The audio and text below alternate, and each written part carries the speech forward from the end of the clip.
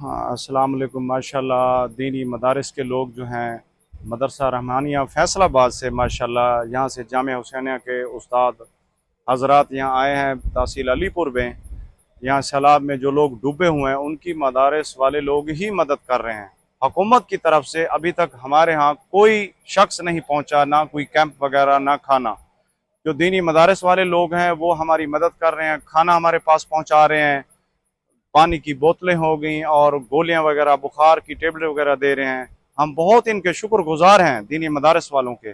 جامعہ حسینیہ ہو گیا، رحمانیہ مدرسہ فیصل آباد سے، وہ لوگ ہمارے پاس 4 دن ہو گئے وہی کھانا پہنچا رہے ہیں۔ علاقے والے سیاستدان لوگ ہو گئے، مقامی لوگ، سیاستدان، کوئی ہمارے پاس نہیں پہنچا، کسی کو راشن دیا ہو، کسی کو کیمپ دیا ہو۔